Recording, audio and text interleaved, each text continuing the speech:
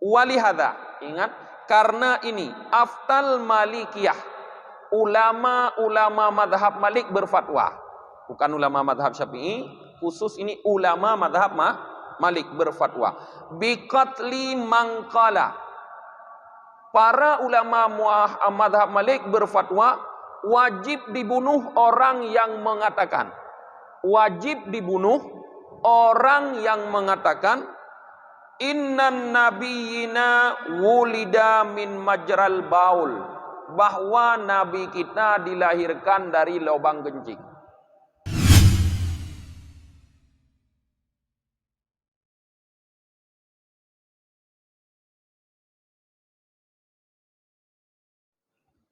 Alhamdulillahi rabbil alamin, wa bihi nasta'inu ala umurid dunya waddin. Asyhadu an la ilaha illallah wahdahu la syarikalah, wa asyhadu anna Muhammadan abduhu wa rasuluhu la nabiyya ba'dah. Allahumma salli wa sallim wa barik ala Muhammad wa ala alihi wa sahbihi ajma'in, amma ba'd. Allahumma allimna ma jahilna wa dhakkirna ma nasina wa fahimna ma lam nafham. Subhanaka la ilma lana illa ma 'allamtana innaka antal alimul hakim. Rabbi shrah li sadri wa yassir li amri wahlul 'uqdatam min lisani yafqahu qawli. Sidang jamaah subuh yang dirahmati oleh Allah, kembali kita pada pagi yang berbahagia ini akan mengkaji kitab Fathul Mu'in beserta syarahnya I'anatul Talibin. Pagi ini kajian kita adalah dengan pendidikan yang pertama sekali yang harus kita berikan kepada anak-anak. Syekh Zainuddin Al-Malibari berkata, wa awwalu wajibin hatta alal amri bis salah kama qalu alal abai thumma ala man marra ta'limuhum ayil mumayyiz anna nabina Muhammadan sallallahu alaihi wasallam bu'isa bi Makkata wa wulida biha wa dufina bil Madinah wa mata biha.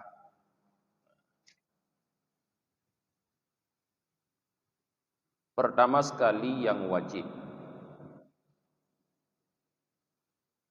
sehingga di atas perintah dengan salat sebagaimana mereka katakan terhadap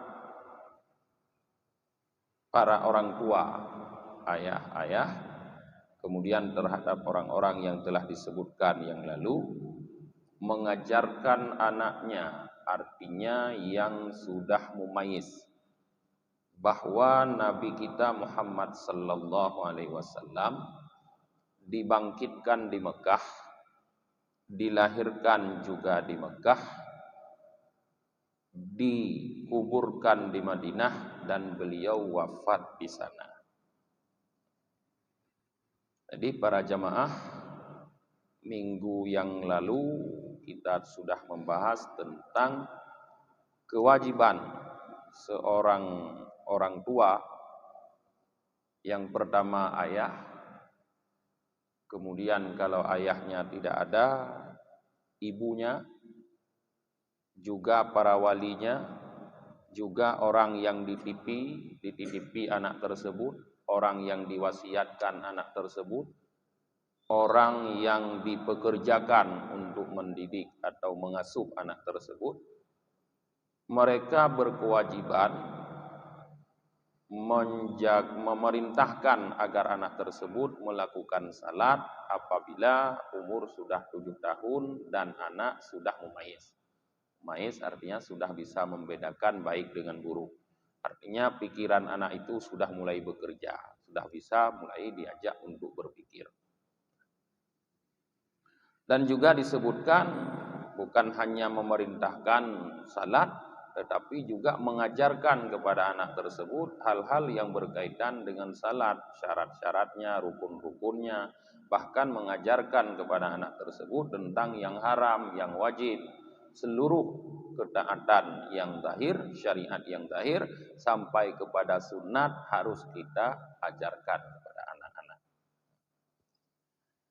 Pagi ini pengarang kitab Fathul Mu'in ini mengatakan bahwa sebelum mengajarkan itu semua, ternyata yang pertama sekali yang harus kita ajarkan bukan itu.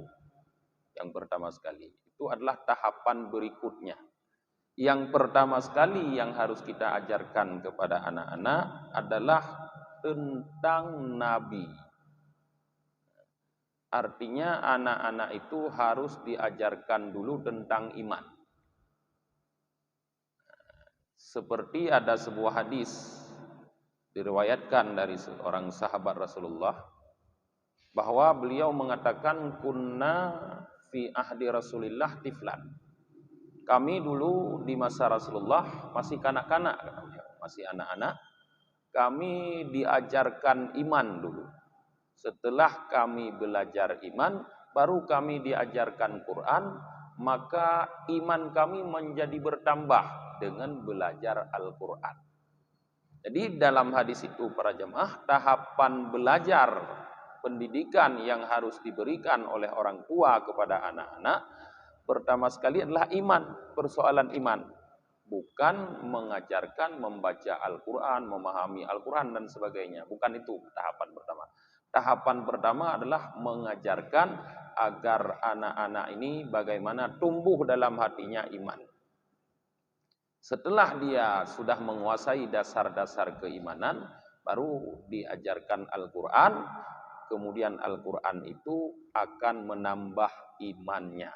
Nah, jadi di antara keimanan yang pokok yang harus kita ajarkan kepada anak-anak, yaitu keimanan kepada Nabi Muhammad sallallahu alaihi wasallam. Kenapa Nabi Muhammad harus diperkenalkan kepada anak-anak?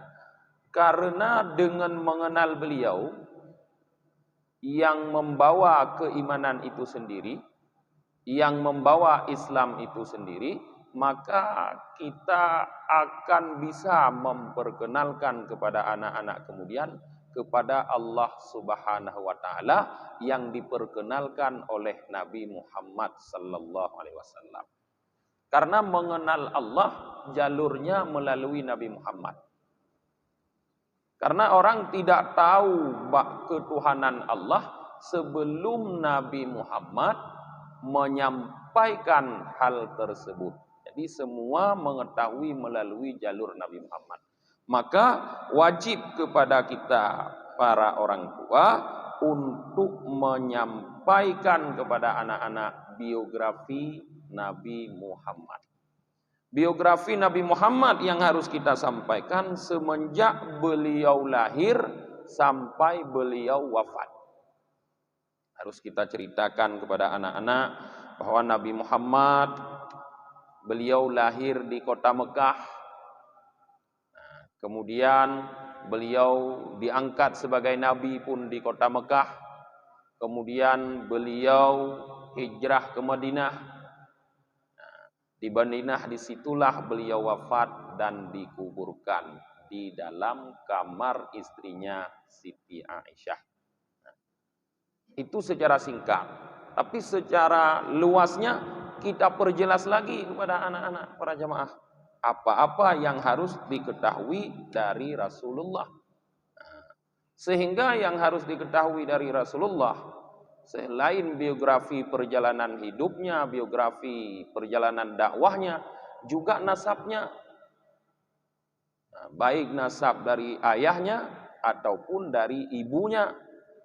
Kemudian termasuk juga para istrinya, anak-anaknya juga harus kita perkenalkan kepada anak kita. Di dalam kitab Nihayatuz Zain karya Syekh Nawawi Al-Bantani, beliau mengatakan para jemaah, wa'lam anna nabiyya sallallahu alaihi wasallam lamma balagha min umuri arba'ina sanah nabba'ahu Allah ta'ala fi yaumil isnain fi syahri rabi'il awal wa arsalahu likaffatin nabi likaffatin nas basyirau wa nadhira. Ketahuilah bahwa Nabi Muhammad sallallahu alaihi wasallam manakala sampai umurnya 40 tahun Allah angkat beliau menjadi nabi. Kejadian tersebut terjadi pada hari Senin pada bulan Rabiul Awal. Menurut riwayat hadis ini, menurut riwayat kitab ini. Wa arsalahu likaffatin nas basyirau wa nadhira. Allah utus beliau, Allah angkat beliau sebagai rasul untuk menyampaikan syariat kepada seluruh manusia. Beliau diutus sebagai basyirau wa nadhira, pembawa kabar gembira, yaitu dengan disampaikan janji-janji Allah berupa wa'ad, yaitu janji terhadap nikmat yang akan diberikan oleh Allah, balasan pahala yang diberikan oleh Allah kepada orang yang taat, orang yang beribadah, wa nadhira, dan sebagai pemberi kabar takut, pembawa kabar takut. Beliau sampaikan azab-azab yang dijanjikan oleh Allah, siksaan-siksaan yang dijanjikan oleh Allah kepada orang-orang yang kufur dan orang-orang yang bermaksiat kepada Allah. Walamma balagha sallallahu alaihi wasallam min umuri ihda wa khamsina sanah wa nisfan, manakala umur Rasulullah sallallahu alaihi wasallam sudah sampai 51 tahun setengah, usriya bi jasadihi wa ruhihi yaqdatam mim Makkah ila Baitul Muqaddis. Beliau diisrakan, diperjalankan di waktu malam oleh Allah dengan jasad dan ruhnya. Jadi bukan hanya ruh yang berjalan, tapi lengkap jasad dan ruh dalam keadaan jaga, bukan dalam keadaan tidur, dari Mekah ke Baitul Muqaddis. Summa urija minhu ila samawati sab'i. Dari Baitul Muqaddis tersebut beliau dinaikkan oleh Allah, dimi'rajkan sampai ke langit yang ketujuh, ila sidratil muntaha, sampai ke sidratil muntaha, ila mustawa, sampai kepada tempat yang bernama mustawa, di mana di situ beliau sami'a fihi sariful aklam. Beliau mendengar suara goresan pena di situ, pena Allah, kalam Allah. Beliau mendengar di mustawa tersebut goresan pena, suara goresan pena Allah. Ilal arsh, sampai ke aras, ila makanil khitab ma'a rabbihi, bahkan beliau sampai ke tempat berbicara dengan Tuhannya, yaitu dengan Allah. Wa furida fi dzalikal waqtu alaihi sallallahu alaihi wasallam wa ala ummatihi khamsu salawat. Di saat itulah Allah Subhanahu wa taala mewajibkan kepada Nabi Muhammad dan kepada umatnya 5 salat dalam sehari semalam. Walamma kammala lahu sallallahu alaihi wasallam min umuri salasu wa khamsuna sanah amarahu Allah taala bil hijrati mim Makkah ilal Madinah. Ketika umur Rasulullah sudah sampai 53 tahun, sudah genap, sudah sempurna, Allah perintahkan beliau untuk berhijrah dari Mekah ke Madinah. Jadi jarak antara hijrah dengan Isra Mi'raj itu sekitar 2,5 tahun. Karena tadi beliau melakukan Isra Mi'raj pada umur 51,5 tahun. Sedangkan berhijrah sudah sempurna umur 53 tahun, 2,5 tahun. Nah, kemudian Fa kharaja min Makkah yaumal khamis hilal Rabiul Awal. Beliau Nabi Muhammad keluar dari Mekah, artinya memulai perjalanan perjalanan hijrahnya itu pada hari Kamis, waktu pagi subuh kejadiannya.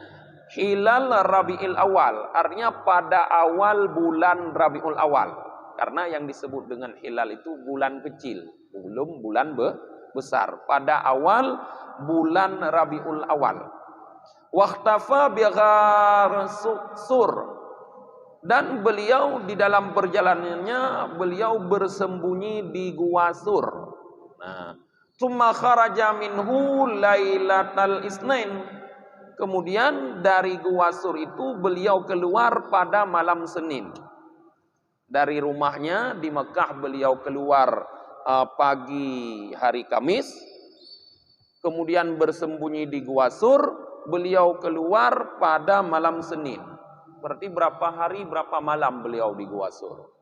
Hari Kamis, hari Jumat, hari Sabtu, hari Minggu. 4 hari 3 malam beliau dalam Gua Sur bersembunyi bersama sahabatnya Abu Bakar.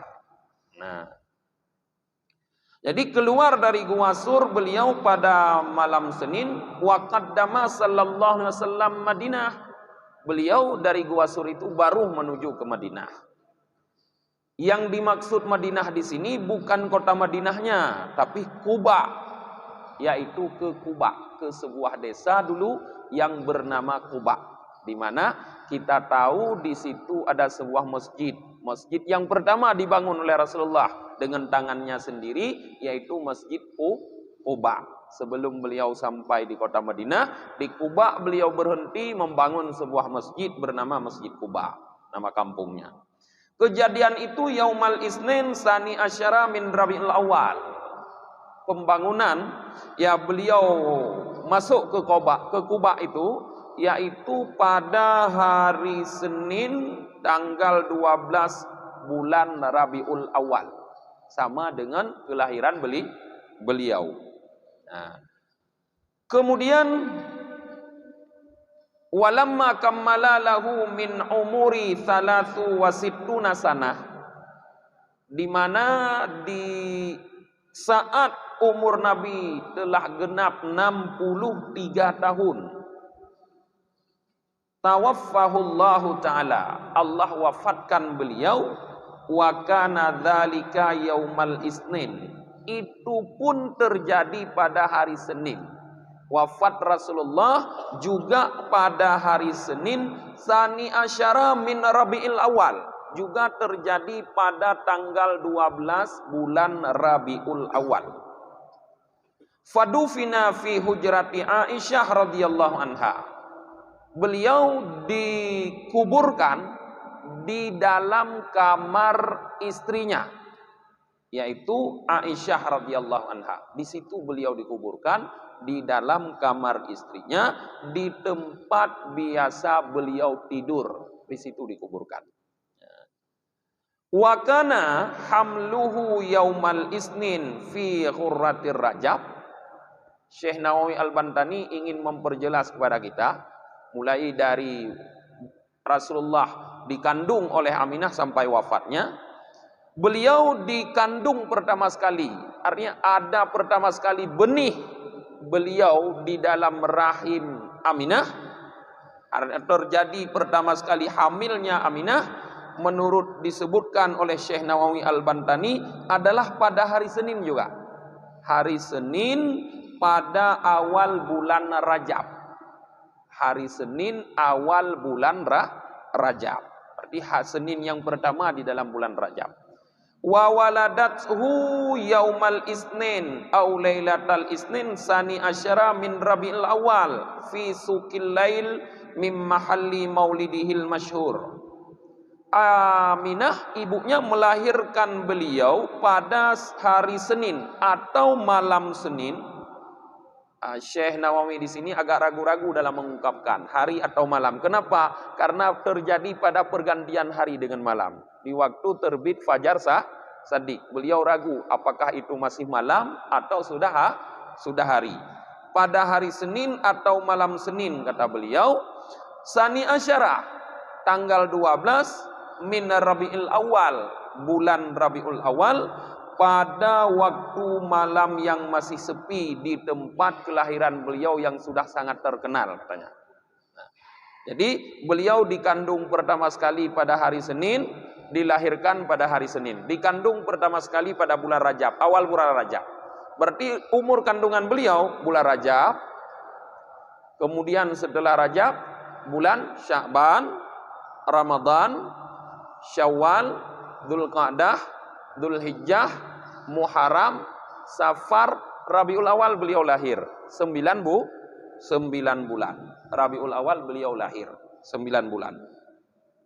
Nah. Kemudian waqala as-Siban alladzi alaihi ijma'.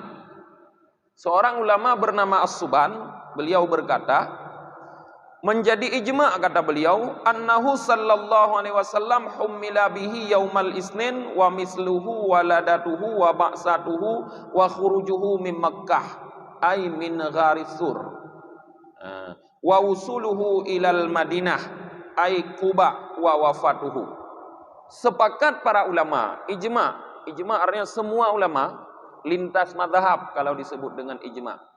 Nah, bahwa Rasulullah itu mulai dari dilahirkan, dibangkitkan, artinya diangkat sebagai nabi, keluar dari Mekah, masuk ke kota Madinah, artinya ke Kuba, bahkan beliau wafat, semua terjadi pada hari Senin. Semua terjadi pada hari Senin. Wa naqala ba'dul afadil an Qulyubi wa an jam'im minal muhaqqiqin. Sebahagian para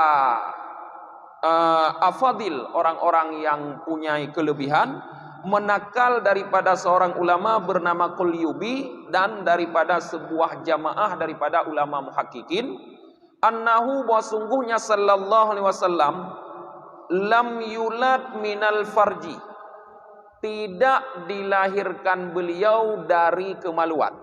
Ini penting jemaah untuk kita ingat, mungkin jarang orang bercerita. Beliau tidak lahir melalui kemaluan. Artinya kelahiran Rasulullah bukan kelahiran normal. Nah, mungkin kita banyak yang normal lahir melalui kemaluan. Bal mim mahallin fa futiha fokal far wa tahta surrah wa ta'amma fi sa'atihi. Tetapi beliau lahir dari sebuah tempat yang dibuka, tempat tersebut berada di atas kemaluan, di bawah pusat. Jadi di atas kemaluan, di bawah pusat. Di situ dibuka, dioperasi, ya, dibelah. Ya, dan kemudian setelah beliau berlahir, tempat tersebut langsung tertutup rapi kembali. Ya, jadi dalam satu pendapat jamaah muhaqqiqin, seperti itulah proses kelahiran Rasulullah. Tidak normal, tapi kalau bahasa sekarang sesar, operasi. Jadi dibelah, dibuka perut ibunya, di atas kemaluan, di bawah pusat, seperti orang-orang operasi biasa pada hari ini. Wa nukila anil Qadhi Iyad, dinakal daripada seorang ulama yang bernama Qadhi Iyad, anna mithlahu sallallahu alaihi wasallam fi dzalika jami'ul anbiya wal mursalin. Qadhi Iyad ini mengatakan bahwa seluruh nabi-nabi dan rasul-rasul sama seperti Rasulullah. Tidak ada yang lahir normal melalui lubang kencing atau kemaluan. Semua dioperasi di atas kemaluan, di bawah pusat. Ya, semua dioperasi. Lakin qala alamatu Tilmisani, tetapi seorang ulama Allamah Tilmisani, orang yang sangat alim yang dibangsakan kepada Tilmisan, beliau berkata, wa kullu minal anbiya ghairi nabiyina mauludu min fawqil farji wa tahta surrah. Semua para nabi selain nabi kita, kalau menurut Tilmisani ada perbedaan nabi kita dengan nabi yang lain. Semua para nabi selain nabi kita dilahirkan di atas kemaluan di bawah pusat. Artinya di situ dibuka lubang. Nah, wa amma nabiyuna, adapun nabi kita menurut beliau, fa mauludun min hadiratil yusra tahta dulu'i cumma ta'amma liwaqtihi khususiyah lahu. Kalau nabi kita menurut Tilmisani, beliau dilahirkan yaitu di atas pinggul, ya, ini pinggul di sebelah kiri. Berarti di sini dibuka lubang, bukan di depan, di bawah pusat, tapi di atas pinggul, di atas tulang ini, di bawah rusuk, disinilah dibuka lubang. Lahir Rasulullah, khusus beliau satu orang di situ lahir, kemudian tertutup rapi kembali. Ini menurut seorang Allamah Tilmisani, seorang ulama yang sangat alim yang dibangsakan kepada Tilmisan. Jadi ada perbedaan kata beliau antara para nabi lain dengan nabi kita. Kemudian para jamaah fatahsulu laka min hadhihi annahu lam yasihha naqlu bi waladatihi minal farji. Menjadi kesimpulan bagi kita daripada apa yang disebutkan oleh para ulama ini, bahwa tidak boleh, tidak patut kita menceritakan atau menggambarkan bahwa Nabi kita lahir melalui lubang kemaluan. Tidak boleh. Sama sekali tidak boleh kita gambarkan bahwa Nabi kita lahir melalui lubang kemaluan. Wa kadza ghairuhu minal anbiya. Seperti itu juga tidak boleh digambarkan nabi-nabi lain lahir dari lubang kemaluan. Walihada, ingat, karena ini aftal malikiyah, ulama-ulama madhab Malik berfatwa, bukan ulama madhab Syafi'i, khusus ini ulama madhab Malik berfatwa. Biqatli mangkala, para ulama madhab Malik berfatwa wajib dibunuh orang yang mengatakan, wajib dibunuh orang yang mengatakan innan nabiyina wulida min majral baul, bahwa nabi kita dilahirkan dari lubang kencing. Jadi dalam madhab Malik, siapa saja yang mengatakan nabi kita lahir dari lubang kencing wajib dibunuh. Artinya itu sebuah dosa yang sangat besar. Tidak boleh. Kenapa? Karena nabi kita itu adalah manusia yang mulia. Tidak boleh beliau keluar dari lubang yang hina, dari tempat keluar kotoran, dari tempat keluar najis. Kemaluan itu lubang tempat keluar najis, kencing. Jadi tidak boleh beliau keluar dari situ. Maka para ulama Malikiyah menganggap itu sebuah perkataan yang sangat keji, sehingga wajib dihukum dibunuh orang yang mengatakan seperti itu. Jadi sudah tergambar dengan jelas pada kita para jemaah bahwa Nabi kita tidak lahir normal, tapi dioperasi. Ya. Ini menyertanya yang lahir normal kah? Nagotnya roi lahir itu. Dah 63 ngan i. Yang god dah urang yang operasi. Ya, jamun dah nyoh ana operasi jamun. Operasi jamun. Ya, kabrat dah ana lahir ya rajah i tu mat dengku. Kan? Tu jeb i tu lahir geroi. Am ka ai kebikili di mablin jamun. Ya, bu bidah.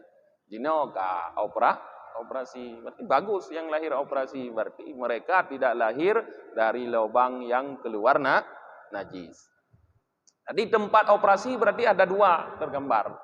Nah, di atas kemaluan di bawah pusat, dan di sebelah kiri di bawah rusuk di atas tulang pinggul di situ. Kalau Rasulullah menurut satu pendapat tadi dari sini.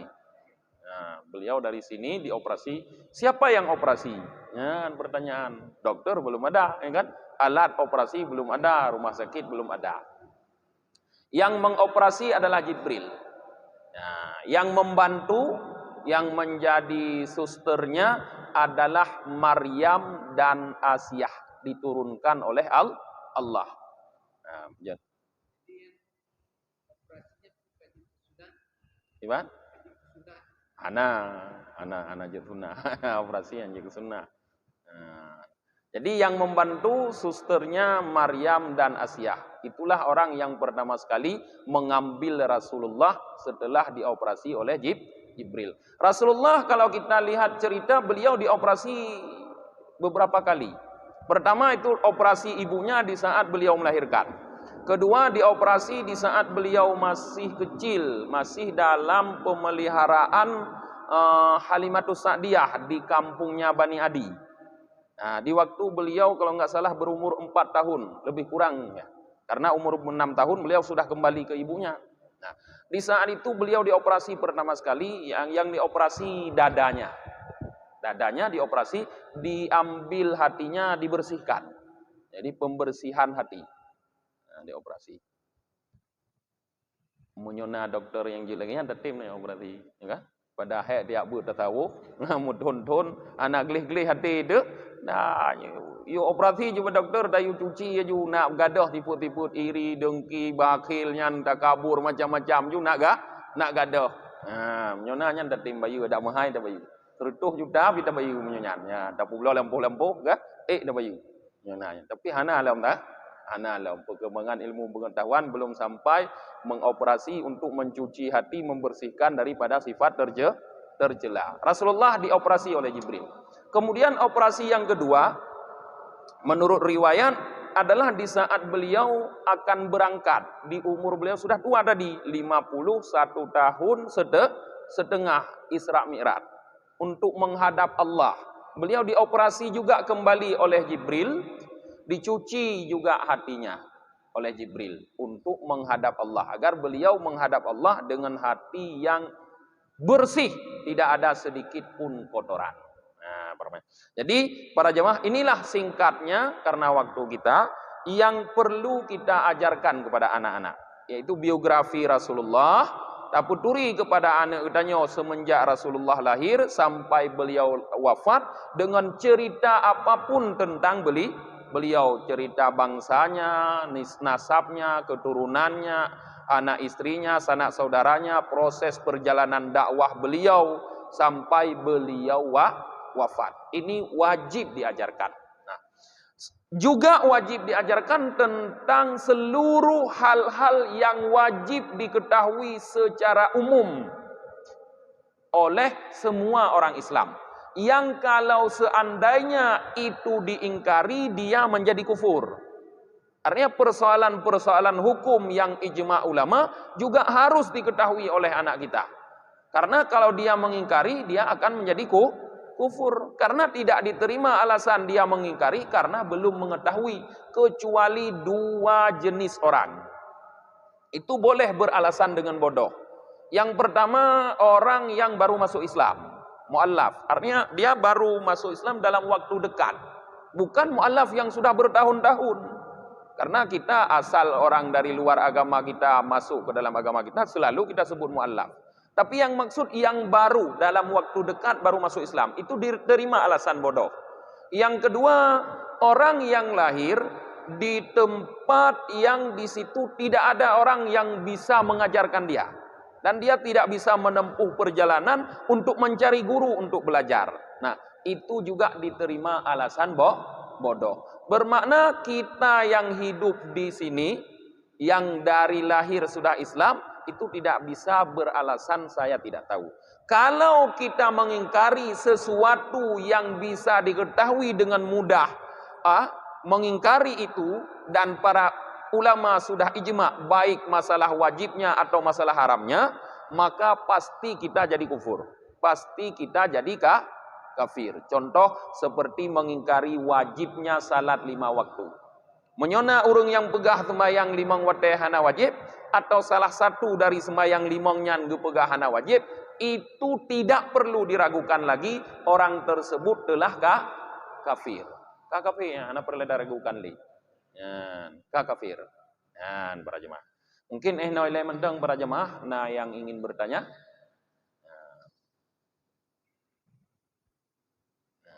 Puhana.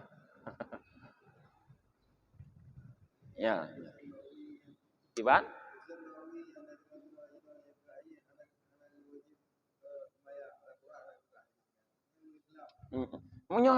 Menyogo pegah hana wajib sembahyang soyang gopnyan.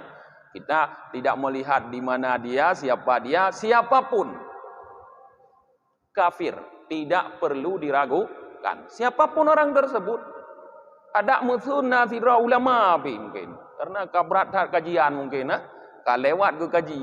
Dia pegah sembahyang hana wajib, hana dalam Al-Qur'an juga, hana wajib sembahyang lima.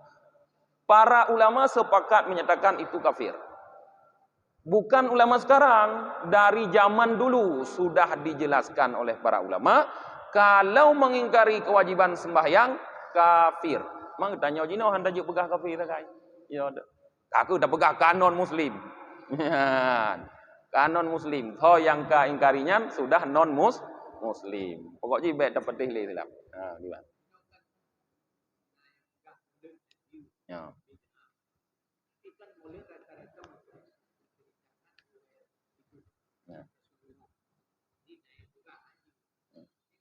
Ya. Yang pegah hanjit maulud hana kafir. Ya, karena maulidnya ya perayaan ji maksud ji kon maulid ji sebenarnya perayaan maulidnya kon hana ijma ulama. Yang je ke kafir yang ijma ulama. Tapi apabila yang pegah hanjit perayaan tapi menyogo pegah hana maulid atau hana maulud nyan kafir. Karena maulid artinya bayi yang dilahirkan, ya kan? Kelahiran. Ya. Maulud artinya bayi yang dilahirkan. Maulid kelahiran. Maulud bayi yang dilahirkan. Kalau orang mengatakan tidak ada maulud, berarti sama juga kepegahana Nabi Muhammad. Apa hana ilahi? Munyogo pegahana maulid, berarti hana kejadian lahir Nabi Muhammad. Itu ya bisa jadi kafir. Tapi munyo masalah perayaan maulud atau maulid itu bukan ijma ulama. Hanya kafir.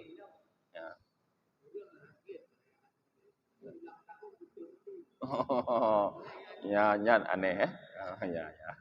Anda tak teruskan. Mo istilah ji muno lahi dro gujud gulang, lahi nabi hanjut. Nyan terserah urang nyan dia gabu ditanya ke urangnya baik dah fikir. Ditanya sering bagah putih gara-gara ada budak fikir ke kau. Beda ada fikirnya. Ditanya urusan road laju. Munyo lun tenang mentang tanya urusan road. Kiban dabut menan dia amai urusan kau apa urusan kau gede. Baik dia urusan road ke kau. Man tanya bak saudara ada bak road dah pegah. Baik dia dengar kau pegah. Bak kau aku terserah kau. Abah dah berdupat pikiran kau ni. Lain lah. Ya.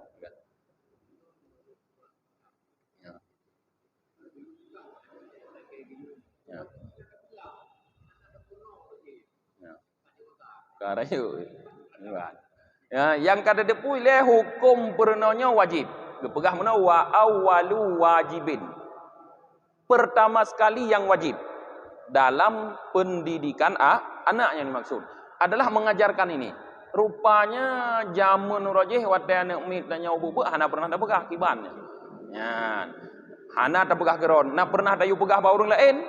Okay? Juga kadang hana musuh hana dah pegah urang lain kiban. Berarti tanya berdosa. Berdosa dengan Allah dan dengan anak. Maka wajib kita beristighfar, mohon ampun kepada Allah, bertaubat dan juga minta maaf kepada anak. Karena anak tanya uronyo mungkin hana ga ituri nabi gara-gara tanya hana dah pernah jamun. Apabila kita tidak meminta maaf kepada anak sampai kita wafat, maka anak itu akan menuntut kita nanti di akhirat. Karena itu perbuatan zalim kita kepada anak. Bahkan kalau dalam hadis riwayat tentang Sayyidina Umar dan seorang laki-laki yang menyeret anaknya mengadu kepada Sayyidina Umar, anaknya durhaka kepada dia, itu menurut kata Sayyidina Umar, ayah yang seperti itu durhaka kepada anak. Jadi kon anak mantong yang durhaka kepada tanya urung syik, tapi tanya urung syik durhaka kepada anak. Jadi lebih duluan orang tua durhaka kepada anak sebelum anak durhaka kepada orang tua. Nah, nyan hal wajib. Jadi menyon rasai orang tua lung rojih atau hana lung purna rojih, nyan payah hoi mandum wanyo pusapat. Dak maah. Ya, nyon mandum tu rojih wateu ubud kata ayah hana mu purna yang wajib kata deku termasuk sejarah masalah Nabi nyoronyo ayah lagi maah dan pemaah ya meh dak kuningan munyo ipu maah ka lepas tanyo tapi dengan Allah juga harus dalam kemo taubat karena kewajiban dari Allah nah lain sama tu mah nyohana tutup ya ya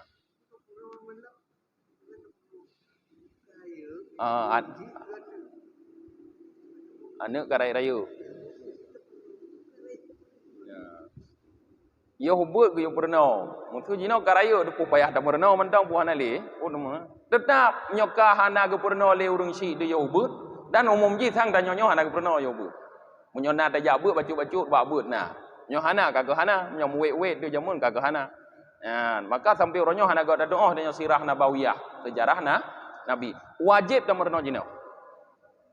Maka penting sebenarnya tak undang tungku berceramah wate maulid nyangkunyan geyu pegah. Baik ya pegah lain. Hana persoalan ya pegah bab maulid masalah ro urinong, masalah jelba urinong. Urusan maulid ya pegah ya dot urinong. Hana masalah. Ya urinong. Le nabi wate nabi gutus le Allah gutare urinong, gupugot urinong. Ya hana-hana gak gupu. Pugot jino dak dot na ya. Ya urinong ku nabi. Gara-gara dia ya dot pegah masalah lahir nabi. Tip ton bah tip ton ni karena urum gando-gando ton uranyan pinyan begah tonnya pinyan begah karena yang wajib harus pegah walaupun ada dasar sampaikan di maulid itu biografi Rasulullah sallallahu alaihi wasallam. Siapa yang menyampaikan biografi Rasulullah di maulid tersebut ya atau yang membuat acara mengumpulkan orang sehingga di situ disampaikan maulid Rasulullah artinya biografi kelahiran Rasulullah maka orang tersebut mendapatkan pahala yang sangat besar. Mangkibang-kiban pahala ji hantar ingat long tapi na kitab menyono perlenya njuk dakun ta bahwa te.